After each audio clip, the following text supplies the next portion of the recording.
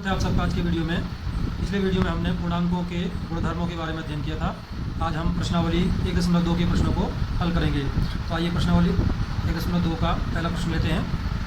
प्रश्नावली 1.2 का पहला प्रश्न है, ऐसा पूर्णांक युग्म लिखिए जिसका योग ऋण 7 है, खंड बी है अंतर ऋण 10 है और खंड सी है योग 0 है। तो खंड ए ले लेते हैं। ऐसे दो पूर्णांक लिखने हैं जिनका योग ऋण 7 है। दो पूर्णांक लिखने हैं जिनका योग ऋण 7 है। हम जानते हैं दो समान चिन्ह वाले पूर्णांकों का योग करते हैं हम और उत्तर में वही चिन्ह लगाते हैं। तो यहाँ पर हम दो ऋणात्मक पूर्णांक ले सकते हैं, जैसे ऋण 3 और ऋण 4। इन दोनों का योग ऋणात्मक ही आएगा। करके देख लेते हैं। ऋण 3 धन ऋण 4 बराबर, ब्रैकेट खोल लेते हैं तो जाएगा ऋण 3 और यहाँ ब्रैकेट के बाहर ऋणात्मक चिन्ह नहीं है तो इसका चिन्ह भी नहीं बदलेगा, तो ऋण 4 आएगा।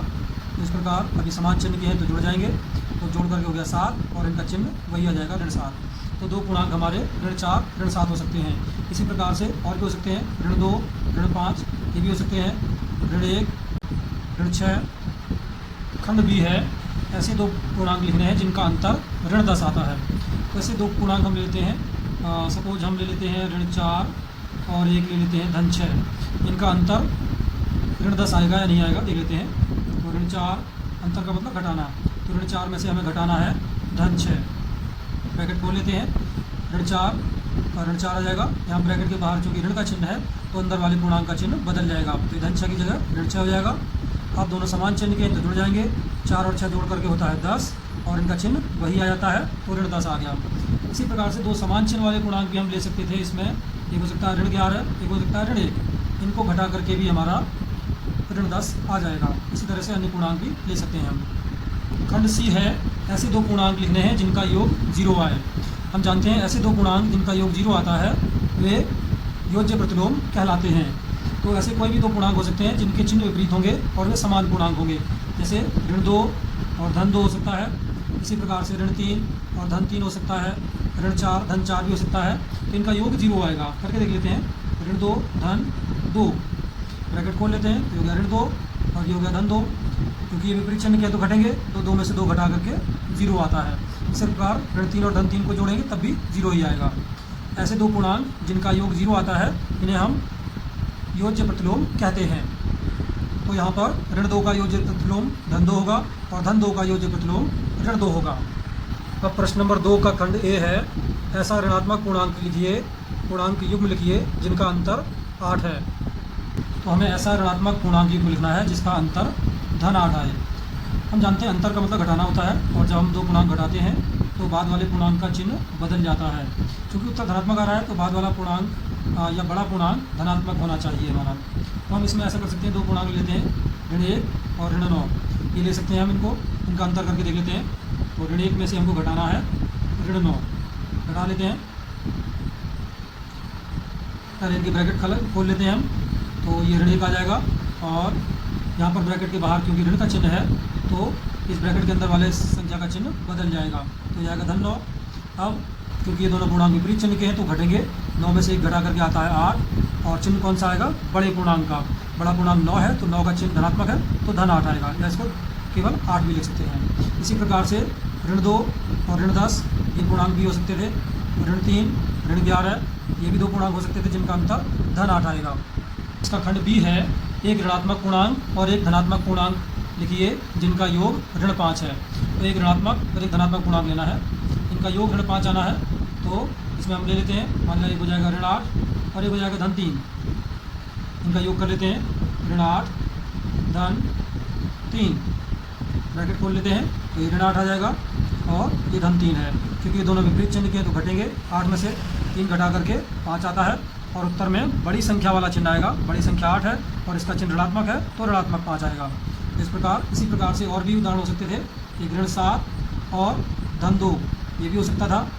इसी तरीके से ऋण 6 और धन 1 ये भी हो सकता था। खंड सी है, एक ऋणात्मक और एक धनात्मक पूर्णांक लिखिए जिनका अंतर ऋण 3 है, यानी घटा करके ऋण 3 आना है। तो इसमें हम क्या करते हैं, पहला पूर्णांक ऋण 1 ले लेते हैं और एक लेते हैं धन 2। अब इनका अंतर करते हैं, अंतर यानी कि घटाना। तो ऋण 1 में से घटाना है हमको धन 2, घटा लेते हैं। पहले ब्रैकेट खोलेंगे, ये ऋण 1 आ जाएगा। यहाँ ब्रैकेट से पहले क्योंकि ऋणात्मक चिन्ह है तो ब्रैकेट के अंदर वाली संख्या का चिन्ह बदल जाएगा, तो ये ऋण 2 हो जाएगा। अब दोनों समान चिन्ह के हैं तो जोड़ेंगे, 1 और 2 जोड़ करके होता है 3, और चिन्ह इनका वही आ जाएगा जो इनका था, अर्थात ऋण 3 आ जाएगा। तो इस प्रकार दो पूर्णांक आते हैं, एक ऋण 1 और एक धन 2। अब प्रश्न नंबर 3 है, किसी प्रश्नोत्तरी के 3 उत्तरोत्तर चक्करों में टीम ए द्वारा प्राप्त किए गए अंक ऋण 40, 10 और 0 थे, और टीम बी द्वारा प्राप्त किए गए अंक 10, 0 और ऋण 40 थे। किस टीम ने अधिक अंक प्राप्त किए? क्या हम कह सकते हैं कि पूर्णांकों को किसी भी क्रम में जोड़ा जा सकता है? तो आइए इस प्रश्न को हल करते हैं। तो आइए सबसे पहले टीम ए के अंकों का योग ज्ञात करते हैं। टीम ए के अंक है हमारे ऋण 40, धन 10 और 0, तो इनका योग कर लेते हैं हम। ब्रैकेट खोल लेते हैं, ये ऋण 40 आएगा, धन 10 और 0 को किसी भी संख्या में जोड़ते हैं तो वही संख्या प्राप्त होती है हमें। अब ऋण 40 धन 10 ये दोनों विपरीत चिन्ह के हैं तो घटेंगे, 40 में से 10 घटा के आएगा 30, और क्योंकि बड़ी संख्या का चिन्ह ऋणात्मक है तो ऋण 30 आएगा उत्तर हमारा। अब इसी प्रकार टीम बी के अंकों का योग होगा। टीम बी को पहले चक्र में 10 मिले हैं, दूसरे राउंड में 0 और तीसरे राउंड में ऋण 40 मिले हैं, तो इसके अंकों को भी हम जोड़ लेते हैं। सबसे पहले ब्रैकेट हटा लेते हैं, 10 धन 0 मिला के 10 ही आएगा, और यहाँ ब्रैकेट के बाहर क्योंकि ऋण का चिन्ह नहीं है तो अंदर वाली संख्या का चिन्ह नहीं बदलेगा, तो ऋण 40 80 आ जाएगा। अब ये धनात्मक है और ये ऋणात्मक है, विपरीत चिन्ह के हैं तो घटेंगे। अब क्योंकि 10 धनात्मक है और 40 ऋणात्मक है, विपरीत चिन्ह के हैं तो घटेंगे, घटा लेते हैं। 40 में से 10 घटा के आएगा 30, और चिन्ह कौन सा आएगा? बड़ी संख्या का। बड़ी संख्या 40 का चिन्ह ऋणात्मक है तो ऋण 30 प्राप्त होगा। इस प्रकार हम देखते हैं टीम ए द्वारा प्राप्त अंकों का योग भी ऋण 30 है और टीम बी के अंकों का योग भी ऋण 30 है, तो हम कह सकते हैं टीम ए और बी दोनों को बराबर अंक प्राप्त हुए हैं। आगे इन्होंने पूछा था क्या अंकों को या पूर्णांकों को किसी भी क्रम में जोड़ा जा सकता है? तो हम कह सकते हैं हाँ। यहाँ पर हम देखते हैं पहले ऋण 40 है, फिर धन 10 है, फिर 0 है, तो इनको जोड़ करके ऋण 30 आता है। जबकि दूसरी स्थिति में पहले 10 है, फिर 0 है, फिर ऋण 40 है, तो यहाँ पर भी इनका योगफल ऋण 30 ही आता है। तो हम इस प्रकार देखते हैं कि किसी भी क्रम में अंकों को रख लें हम पूर्णांकों को तो उनका योगफल समान आता है। अब प्रश्न नंबर 4 है, निम्नलिखित कथनों को सत्य बनाने के लिए रिक्त स्थानों की पूर्ति कीजिए। इससे पहले वाले वीडियो में हम पूर्णांकों के गुणधर्म पढ़ चुके हैं, उन्हीं के आधार पर हमें रिक्त स्थानों की पूर्ति करनी है। तो प्रश्न नंबर 4 का फर्स्ट पार्ट है, ऋण 5 धन ऋण 8 बराबर ऋण 8 धन कितना आएगा? तो यहाँ पर हम देखते हैं पूर्णांकों को अदला बदली कर दी गई है। ऋण 8 यहाँ पर पीछे था तो ऋण 8 को पहले लिखा गया है, और ऋण 5 को हम पीछे ले सकते हैं। तो यहाँ पर आएगा ऋण 5, क्योंकि हमने इससे पहले क्रम विनिमयता का नियम पढ़ा था, ए धन बी बराबर बी धन ए, अर्थात पूर्णांकों को किसी भी क्रम में रख दें हम आगे पीछे तो उनका उत्तर योगफल वही प्राप्त होगा। दूसरा खंड है, ऋण 53 धन कितना बराबर ऋण 53, यानी ऋण 53 में हम कितना जोड़ें कि उत्तर ऋण 53 ही आए, अर्थात उत्तर वही प्राप्त होगा। तो हम जानते हैं कि ऋण 53 में 0 जोड़ने पर ऋण 53 ही आएगा। 0 को हम योज्य तत्समक कहते हैं, अर्थात 0 किसी भी संख्या में जोड़ने पर वही संख्या रहती है। तीसरा खंड है, 17 में कितना जोड़ें कि बराबर 0 आए?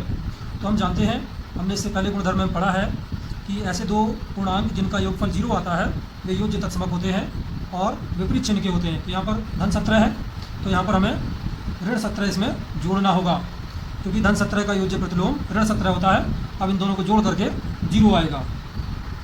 चौथा खंड है, ऋण 13 धन ऋण 12 धन, अब इसमें कितना जोड़ें ताकि आ जाए हमारा 13 धन ऋण 12 धन ऋण 7। इससे पहले हमने गुणधर्मों में साहचर्यता का गुण पढ़ा था, ए धन बी धन सी बराबर ए धन बी धन सी, अर्थात अगर 3 पूर्णांक हैं तो पहले कोई भी 2 पूर्णांकों को पहले जोड़ लें, फिर उसमें तीसरा पूर्णांक जोड़ें, तब भी उनका योगफल वही आता है। तो हम देखते हैं इसमें दोनों तरफ पूर्णांक वही रहते हैं। तो इधर 13 है और ऋण 12 है, और इधर 13 ऋण 12 ऋण 7 है, तो यहाँ ऋण 7 की कमी है तो ऋण 7 यहाँ पर आ जाएगा रिक्त स्थान में हमारा। तो हमारा 5वां खंड है, यह भी साहचर्यता के नियम पर आधारित है। इसमें भी 3 पूर्णांक हैं, तो हमें देख लेंगे दोनों तरफ 3 पूर्णांक होने चाहिए। इधर है ऋण 4 धन 15 ऋण 3, तो इधर भी ऋण 4 धन 15 और यहाँ पर क्या आएगा ऋण 3, तो ऋण 3 आ जाएगा। ये भी साहचर्यता का नियम है। यहाँ पर पहले 15 और ऋण 3 को जोड़ा है, फिर योगफल में ऋण 4 को जोड़ा है। यहाँ पर पहले ऋण 4 और 15 को जोड़ा है और फिर इनके योगफल में ऋण 3 को जोड़ा गया है, तो योगफल हमारा वही आएगा दोनों तरफ। तो इस प्रकार प्रश्नावली 1.2 पूर्ण होती है। इसी तरह के कुछ और प्रश्नों को आप हल कर सकते हैं। धन्यवाद।